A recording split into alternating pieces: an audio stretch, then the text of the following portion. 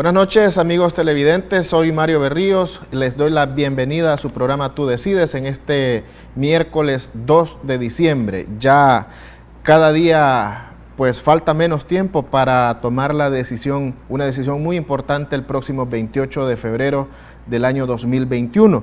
Vamos a conocer en esta oportunidad a un nuevo candidato por el partido Nuevas Ideas, quien es, está compitiendo por una plaza en la Asamblea Legislativa, candidato a diputado. Es el licenciado Boris González, casilla número 5. Buenas noches, licenciado, bienvenido.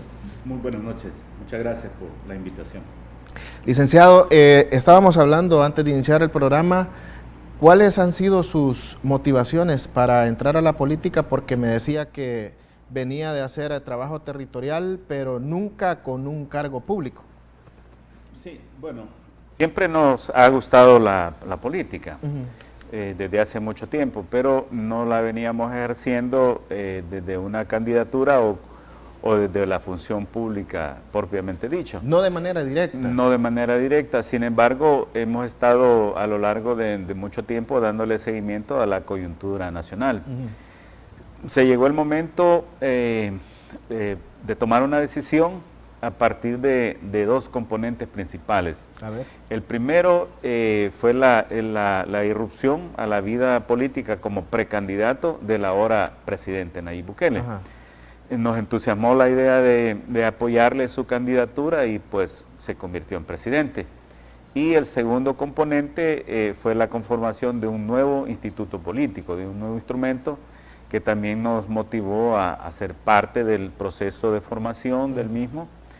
Y luego se nos llamó a participar. Antes de eso habíamos estado participando, pero más que todo en una labor social, apoyando comunidades, haciendo trabajo con campesinos, con cooperativas, porque la parte profesional nos permite, digamos, ese acercamiento siempre. Como abogado. Como abogado, digamos, trabajando en el apoyo a la legalización de proyectos comunitarios, de tierras que vienen de la reforma agraria, etcétera, etcétera. ¿Usted estuvo trabajando con alguna bandera, con algún instituto político antes? Desde hace 25 años, 24 años, no. Sí, antes de eso sí, participé con el FMLN. Sí. ¿Como militante? Sí. Ok, ¿qué lo llevó a salirse de las filas del FMLN? Bueno, se me alumbró el foco y en primer lugar la determinación de enfocarme más en mi proyecto personal, en mi carrera, en mi familia, la iglesia. Y pues fue un paso que históricamente fue en el momento correcto porque pues hemos visto el desarrollo histórico del FMLN y consideramos de que el ciclo de vida de ese partido pues está llegando como a sus últimos detalles. ¿Usted considera que el FMLN está por, como dice la voz popular, está por desaparecer? No, creo que no, pero sí está en un proceso de debilitamiento continuo que le va a llegar a tener una muy mínima expresión en lo que es la representatividad política en el país. ¿Está por convertirse entonces en un partido político pequeño, al igual que otros institutos políticos? Sí, muy pequeño. ¿Y el Partido Arena? También está en un franco proceso de deterioro. Lo que pasa es que Arena casi no muestra sus diferencias. Ajá. Pero Arena es un partido que está dividido, bueno, su mismo nombre lo indica, es una alianza de varias facciones políticas, empresariales y de toda índole, y lo que ahí siempre ha reinado es el desacuerdo, y ahora mismo pues está en un proceso de convertirse en una fuerza residual. Hace 23 años que me menciona que usted pues decidió desligarse del FMLN, sí. Todavía faltaban algunos años, quiero ver, unos 5 años más o menos, para que hubiera una decisión al interior del partido por las diferencias que existían con en aquel entonces Shafiq Handal, máximo dirigente del partido, y empezó el ala ortodoxa y luego los renovadores. Usted sí. Se salió antes, fue como... Sí, mucho antes. Ya presentía que algo así iba a suceder. Sí, es que la política que hizo el FMLN ya en la vida legal fue bastante diferente a lo que fue su comportamiento como una organización político-militar. Entonces la manera de ser política del FMLN pues tenía una característica, y esta característica era de que el discurso era muy diferente de la práctica. Okay. Sí, ese es el punto. Ellos fueron oposición desde los acuerdos de paz hasta la llegada al poder en el 2009 con Mauricio Funes. Sí. Pero, sin embargo, el FMLN tuvo un auge muy importante en el 2008, cuando Mauricio Funes lanzó su candidatura. Claro. Las pasiones volvieron a estar a flor de piel, muchas organizaciones sociales se alinearon, por decirlo así, al proyecto del FMLN para hacer llegar al partido político al Ejecutivo. Claro. En ese momento usted no sintió como que tenía que ser parte de ese movimiento. Claro que sí. Estuve cerca del movimiento Amigos de Mauricio, aunque no fui parte, y también voté por Mauricio Funes, y también celebré el día que Mauricio Funes ganó, ¿verdad? Más no así cuando se lanzó la candidatura de Sánchez Serén. Por él sí no voté y tampoco celebré, porque sentía de que era una candidatura que no hacía una síntesis de lo que el momento político demandaba, que era una mejor calidad de candidatura. Sí. ¿Usted consideraba que no era el tiempo para poner a un histórico como candidato a la presidencia? No era el momento, ni lo había sido desde antes, porque los comandantes guerrilleros se prepararon para hacer la guerra, para organizar socialmente el pueblo, pero no siempre, y quedó demostrado históricamente, que los líderes guerrilleros no eran los mejores candidatos a ser funcionarios públicos en este país. Y sin embargo, algunos ocuparon cargos como alcaldes, ¿verdad? Sí. Sí fueron funcionarios, al final de cuentas muchos de ellos fueron diputados, pero ¿usted considera que ya había un desgaste después de las elecciones del 2009?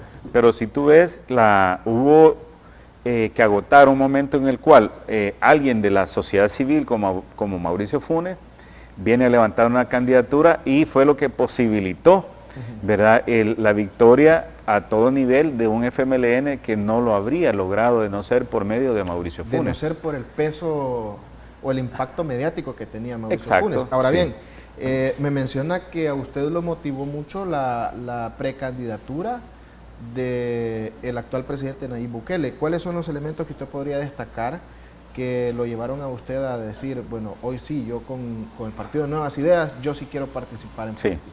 Bueno, el liderazgo de Nayib Bukele se convirtió en un liderazgo que vino a romper el bipartidismo y vino a romper, digamos,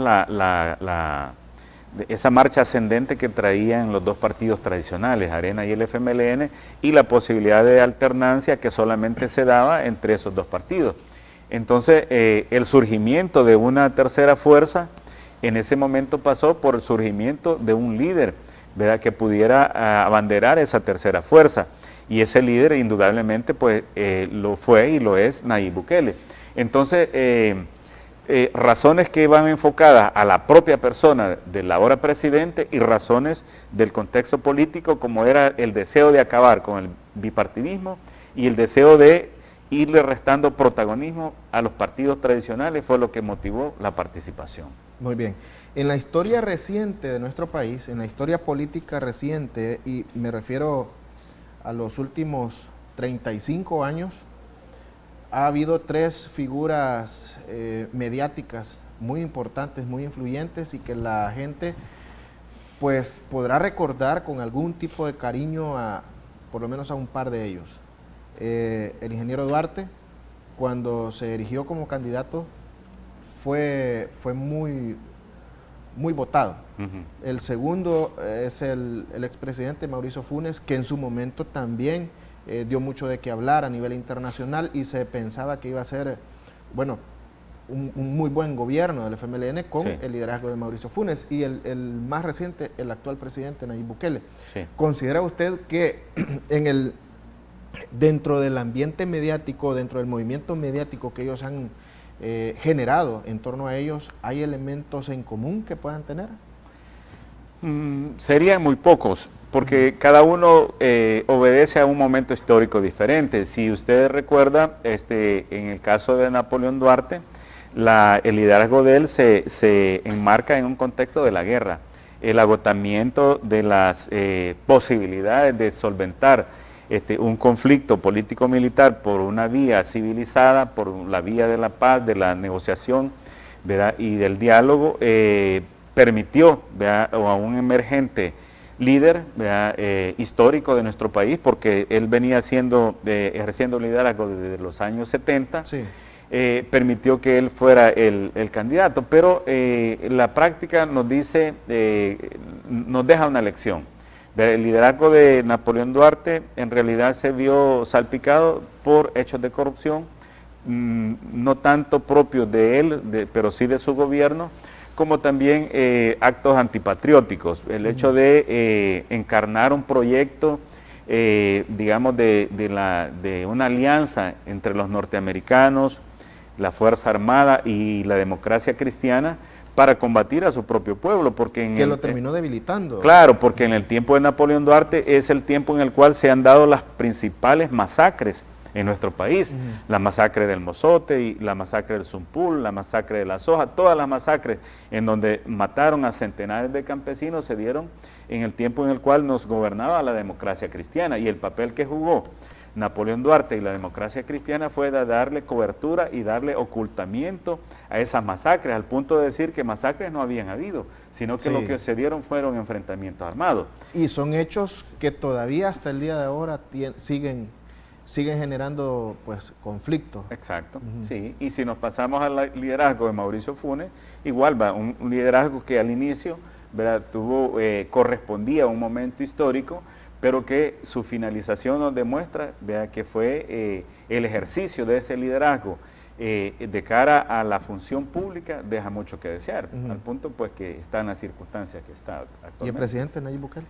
El presidente Nayib Bukele se diferencia diametralmente de esos liderazgos. Es un joven, ¿verdad?, que viene emergiendo de una fuerza política digamos, de una tercera vía, vea, que no está comprometido ni con el FMLN ni con Arena, y que representa la esperanza del pueblo.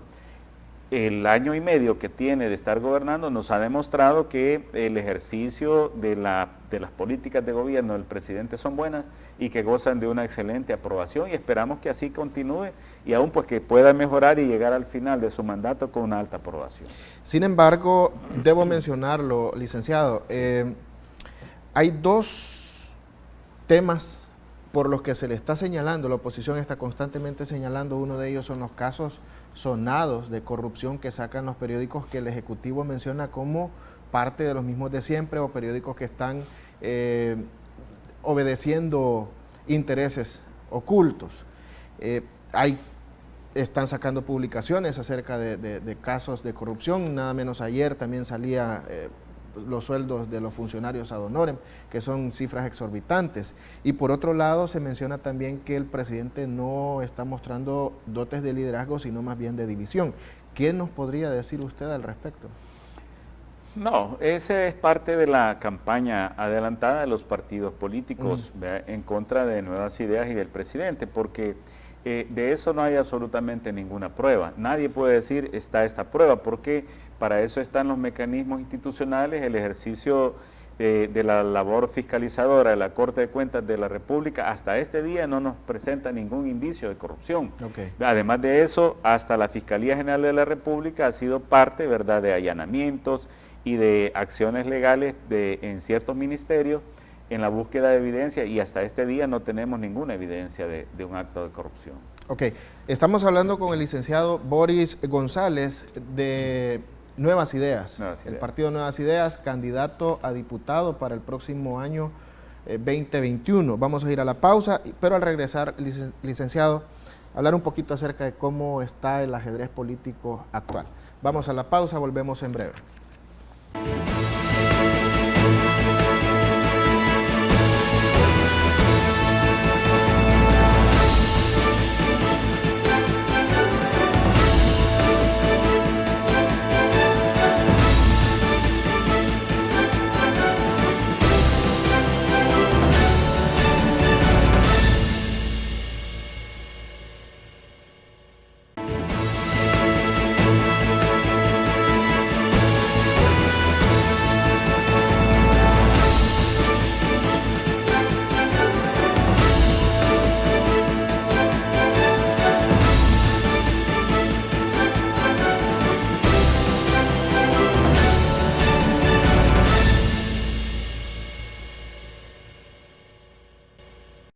Hablamos con el licenciado Boris González, candidato a diputado por el partido Nuevas Ideas. Para entrar en el contexto de la política actual, ¿qué nos podría decir acerca de un tema que está siendo, pues, es la comidilla de todos los días desde antes de la campaña presidencial? Y lo resumo en esta frase: el desprecio de la población hacia los diputados. Bueno, los diputados han sido medidos, han sido pesados y han sido hallados faltos. Y la mejor manera de cómo ellos fueron puestos en evidencia su funcionamiento fue precisamente en el inicio de esta pandemia, la cuarentena. Ajá. Sí, por primera vez la población tuvo la oportunidad de conocer el trabajo legislativo, porque se abrió a los medios de comunicación. Por primera vez pudimos ver debates, plenarias, discusiones de decretos, tanto propios como los que provenían del Ejecutivo. Y nos dimos cuenta de que a la final el producto de la labor legislativa es bastante mediocre, y eso es lo que la población ha visto. Vea, un actuar de la Asamblea Legislativa, de los actuales diputados, muy distante de los intereses de la población, y por el contrario se ha ido conociendo, vea, que los diputados actuales se han rodeado de una cantidad de privilegios indebidos y que van en detrimento de las posibilidades de que se desarrollen proyectos para las comunidades, porque la Asamblea se ha ido llenando de un montón de privilegios que van más allá de lo que legalmente les debería de corresponder. ¿Cómo podría cambiar esta situación que me menciona, el tema de los privilegios? Porque no es nada nuevo. Sí. Leer, por ejemplo, los gastos de la Asamblea Legislativa para fin de año, las Claro. cenas navideñas, los bonos, los regalos, los seguros médicos, el pago de celulares. Tampoco es de este ejercicio legislativo. Claro. ¿Esto puede cambiar? ¿Cómo puede cambiar histórico?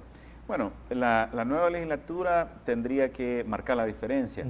Y por eso somos del criterio que no se trata únicamente de cambiar a unos por otros.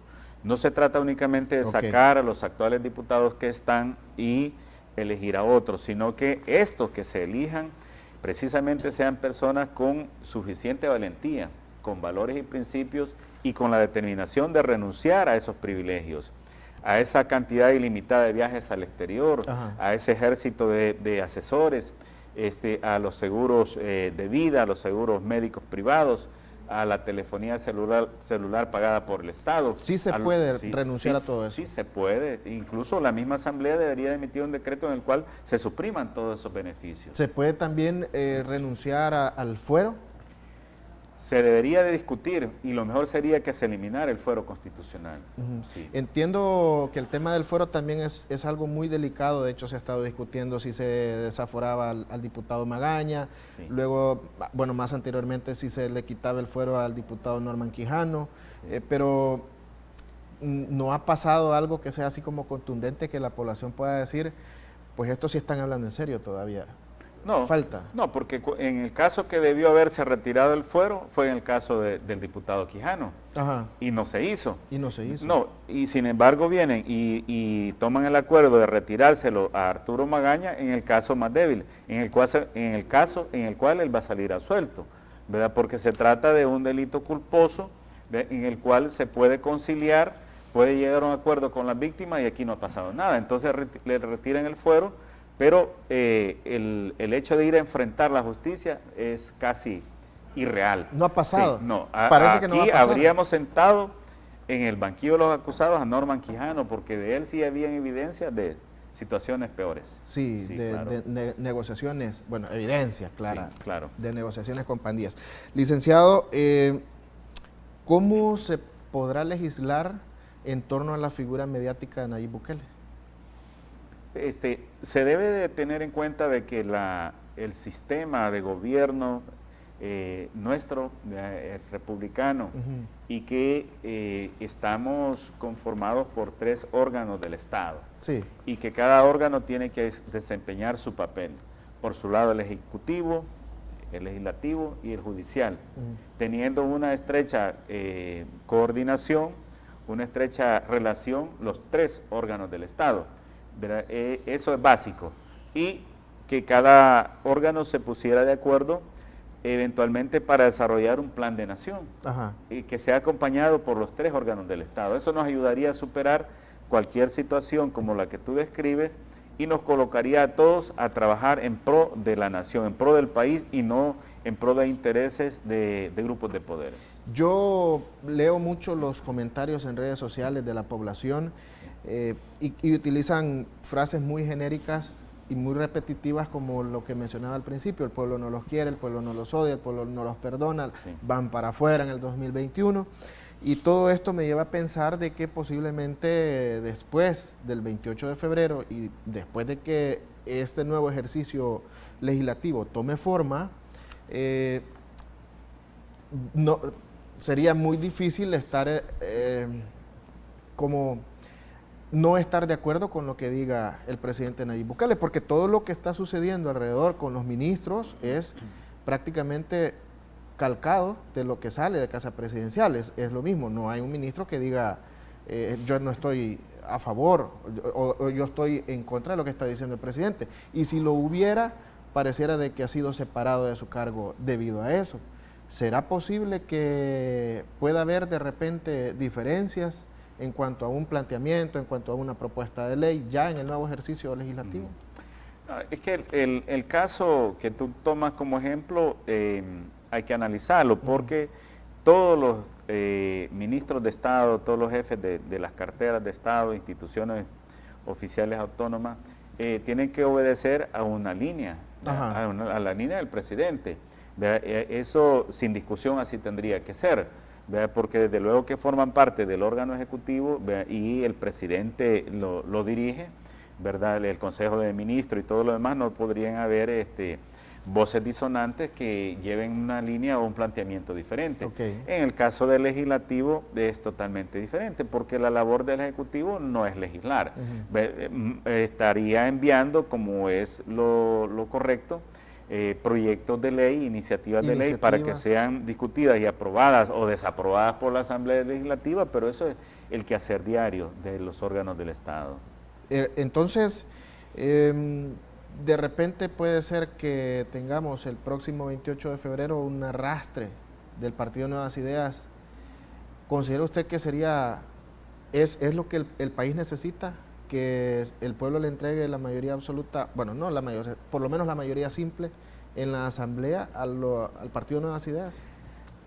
El pueblo se tendría que preparar para un amplio consenso, okay, entre los tres órganos del Estado. Eso es lo que se va a dar, ¿verdad? Y va a haber una mejor oportunidad de darle lugar a la gobernabilidad de nuestro país. Se va a poder gobernar mejor nuestro país, no por el sometimiento de un órgano por el otro, sino porque va a haber una visión de país sobre la cual se tendría que caminar. Yo no veo un escenario en el cual se venga a repetir esa confrontación inútil que tiene actualmente la Asamblea Legislativa con el Ejecutivo. Lo que veo es una cooperación entre los órganos, lo que veo es una mejor gobernabilidad y veo en una posición mejor el pueblo, en el sentido de que va a ser beneficiado con decisiones más ágiles, más oportunas y de una mejor cobertura para la gente. Esa confrontación inútil que me menciona a mí me evoca al gobierno de Elías Antonio Saca, sí, cuando tenía la mayoría de diputados de Arena, sí, y la mayoría de iniciativas se discutían, se votaban y ya eran aprobadas porque el Ejecutivo lo decía y porque había una línea, así como usted lo plantea.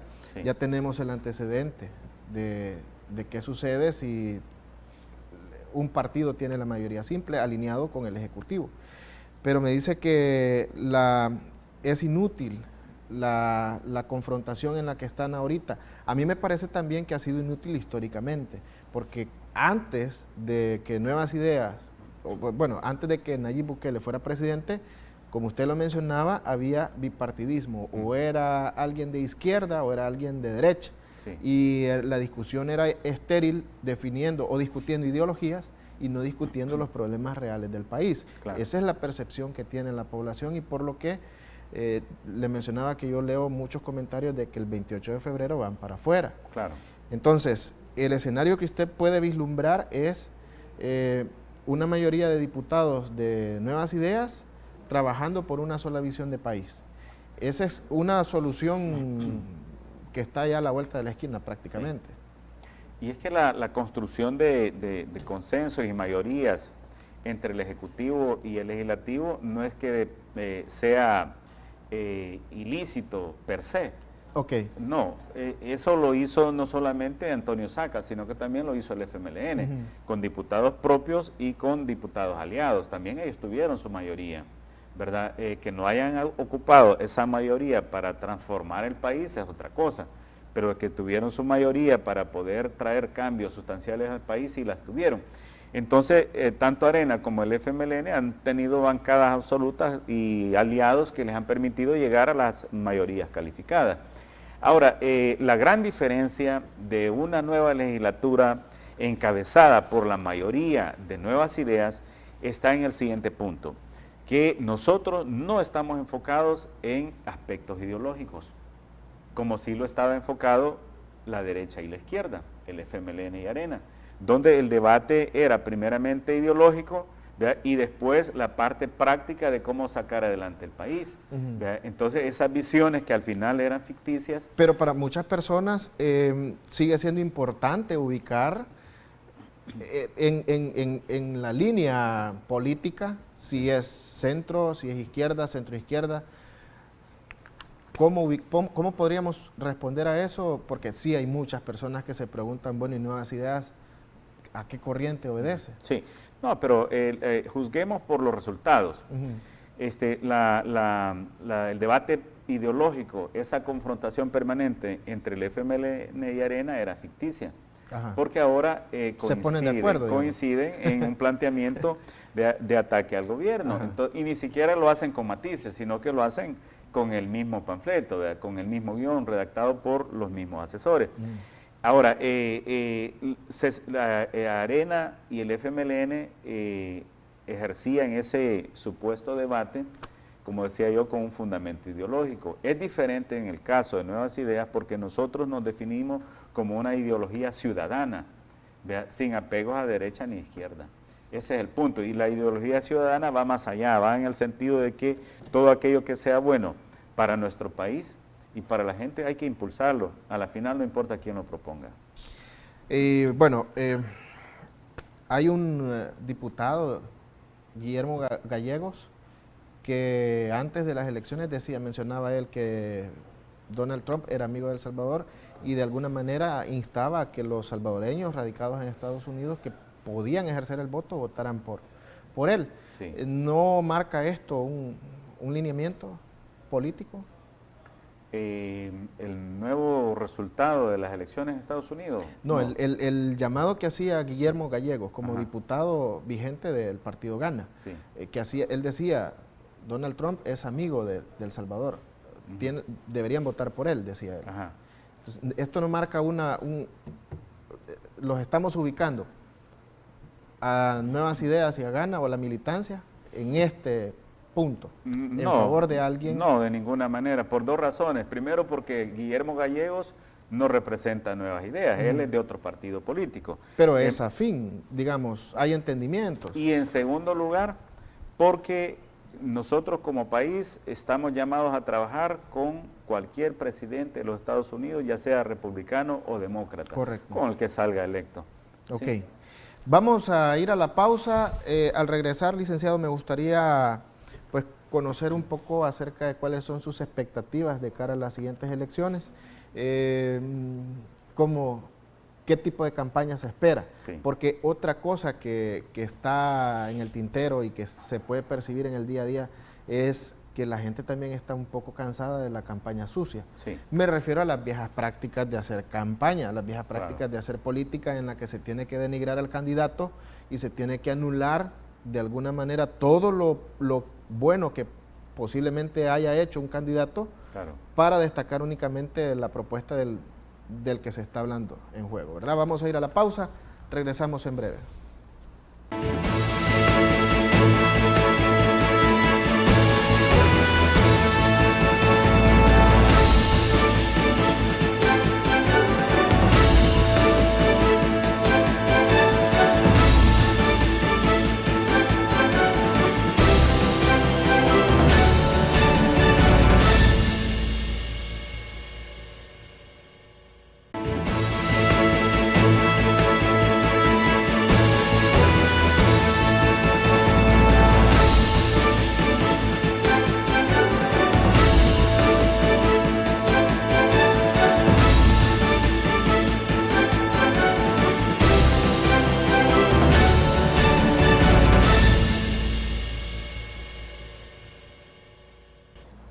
Bien, hemos estado hablando con el licenciado Boris González, candidato a diputado por Nuevas Ideas para el ejercicio legislativo 2021. Ya platicamos acerca de su candidatura, sus motivaciones para ingresar a la política, conocemos un poquito de su visión de país, pero me gustaría hablar, licenciado, ¿cuáles son sus expectativas de cara a las elecciones del 28 de febrero?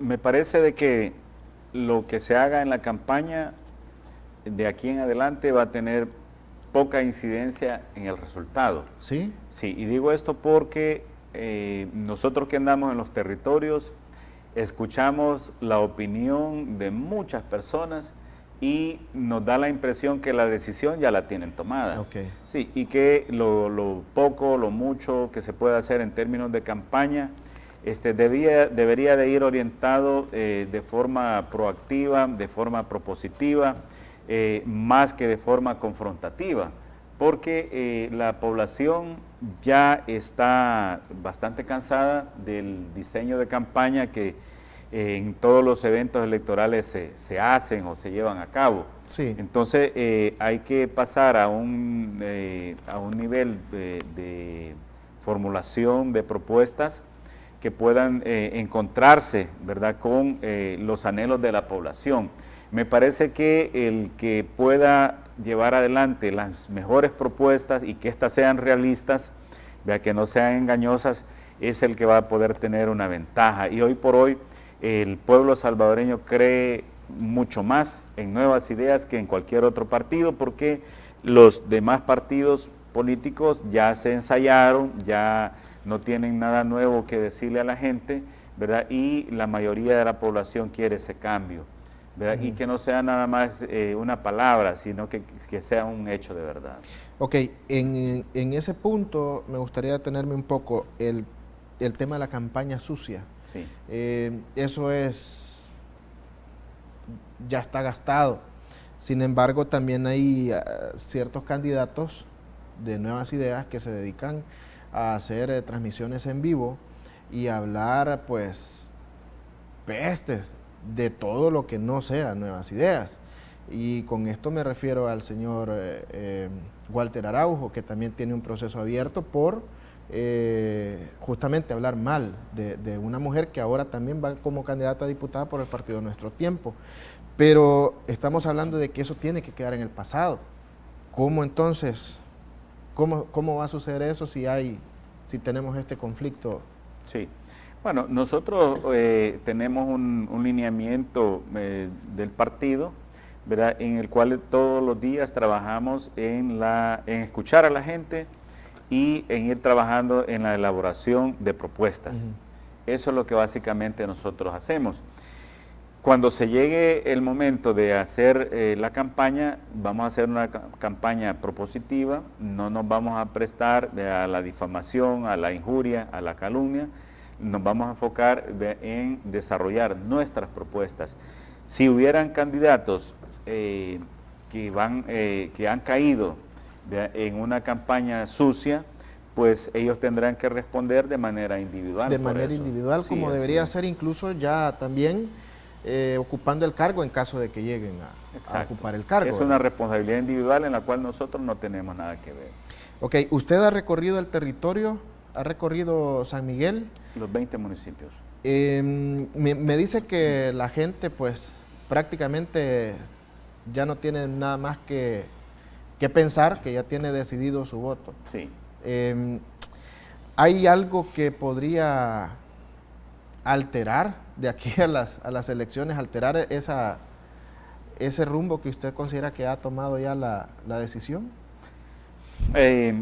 Bueno, sí, pueden haber hechos políticos que alteren la situación para mejorar la posición de Nuevas Ideas, pero no para empeorar. Pero no para empeorar. No, definitivamente. Nosotros tenemos un piso y de ese piso vamos a ir subiendo. No tenemos un techo del cual vamos a bajar. Hay comunidades que se han sumado enteras hacia el movimiento Nuevas Ideas, bueno, hacia su candidatura. Sí, tenemos el respaldo de mucha gente. La candidatura nuestra se está construyendo con muchas posibilidades, con mucho apoyo en todo el departamento. Entonces pareciera, licenciado, de que la contienda no va a ser con candidatos a diputados de otros partidos, sino más bien con los candidatos del mismo partido de Nuevas Ideas. No estoy de acuerdo contigo.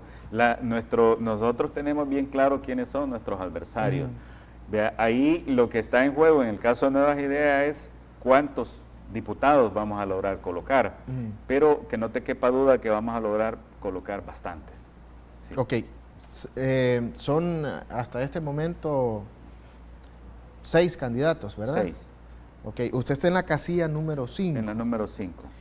Y bueno, un mensaje que quisiera enviar a la población antes de despedir el programa. Sí, bueno, decirles de que hemos puesto esta candidatura en la voluntad y en las manos de Dios. Estamos participando en la casilla número 5 y creemos que el respaldo de Dios lo tenemos y esperamos también contar con el respaldo de la población para llevar adelante esta candidatura que va a ser novedosa. Esta candidatura representa a la gente, vamos a convertirnos en el diputado de la gente, el diputado que escucha a todos los sectores y que transforma en propuestas las necesidades que la gente plantea y que Dios mediante, con el apoyo de la población, vamos a triunfar. Ok, licenciado, posiblemente, casi con toda seguridad, para el 28 de febrero vamos a estar todavía con la pandemia, a pesar de que ya hay anuncios de que puede haber una vacuna. Estaba revisando las noticias y pareciera de que para Estados Unidos se espera que la vacuna, una de las vacunas que ya pasó, que ya está en la fase 4, ingrese en el mes de marzo a la población común, porque se le va a dar prioridad al sector salud, a los funcionarios, y luego va a pasar al sector común. Todavía nosotros en febrero para las elecciones vamos a estar en pandemia, y venimos de cerrar noviembre en San Miguel sin carnaval, por una decisión municipal para justamente evitar un alza de contagios. ¿Cómo se ve el escenario para las elecciones, tratando de evitar un alza de contagios? Sí. Bueno, primero en el tema específico de la suspensión del carnaval, decirte que me parece muy acertada la decisión de no realizarlo, porque no solamente es una decisión municipal, sino que también obedece a la situación sanitaria en la que estamos, ¿verdad? Entonces, para mí que es una decisión acertada. Habría que implementar otras formas de cómo llevar algún esparcimiento o diversión a la población sin que se pase por la aglomeración de personas. De aquí al 28 de febrero es incierto, es incierto adelantar cómo vamos a estar, pero en todo caso creería yo de que la garantía de que tengamos un evento electoral participativo, democrático, y que la gente pueda ejercer el sufragio de manera libre e igualitaria, pasa por la participación, y que el gobierno, y en este caso específicamente el Tribunal Supremo Electoral y las demás autoridades competentes, garanticen la realización del evento electoral del 28 de febrero de 2021 en las mejores condiciones, con todas las medidas de bioseguridad que sea posible implementar. Todos estamos deseando que ya lo de la pandemia deje de existir, que desaparezca, que sea un mal sueño. pero posiblemente nos toque salir a votar el 28 de febrero con mascarilla todavía, con medidas de bioseguridad, como lo menciona, y sí, con la presencia del Ministerio de Salud. Sí, sí, así tendría que ser. Ok, hemos estado hablando con el licenciado Boris González en su programa Tú Decides, así que les invitamos para que no se pierdan el próximo viernes 4 de diciembre un nuevo candidato para que conozca sus propuestas y su visión de país de cara a las elecciones del próximo 28 de febrero. Mi nombre es Mario Berríos, ha sido un gusto estar con ustedes, hasta la próxima.